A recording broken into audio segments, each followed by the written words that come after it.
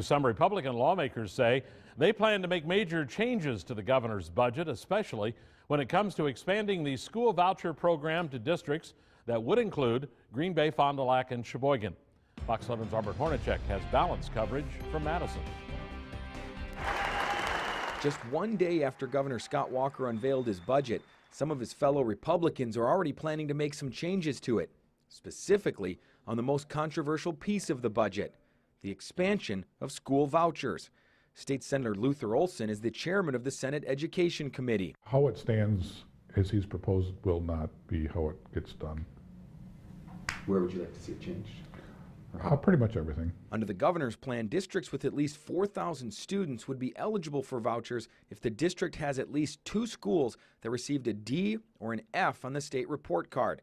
Based on the latest state grades, 9 districts in the state would qualify. The voucher program is absolutely a disaster as presented by the governor. State Senator Mike Ellis doesn't like how under the governor's plan, once a district qualifies for vouchers, the program would be open to children at all schools in that district, not just those at the failing schools.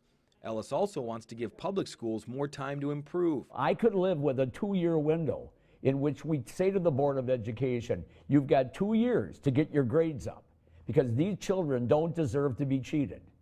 And at the end of 2 years, if they're still being cheated, then they can go to a private school. I do not have a problem with that, but I do have a big problem with just opening the floodgates. We do not want to see voucher expansion. State Senator Dave Hansen says he's excited to hear Republican senators want to change the governor's plan. People that have been friends of his are being rewarded, and people that have tried not to have him be elected and then be recalled are being punished. The possible expansion of the school choice program isn't the only area in the governor's proposed budget that's expected to spark some debate. Some lawmakers are also concerned about the amount of money the governor is proposing to borrow to build roads. Of the $824 million in new spending for transportation, the state would borrow at least $300 million under the governor's plan. I think our caucus has a lot of concern about that. State Rep John Nygren is a co-chair of the Joint Finance Committee. With the bonding, we're really it's a temporary solution. Bonding or borrowing is very inexpensive right now, so we can kind of understand why we're choosing that direction. But I do believe it's our job to talk about potential solutions. It will be several weeks and perhaps months before lawmakers come up with those solutions. In Madison, Robert Hornacek, Fox 11 News.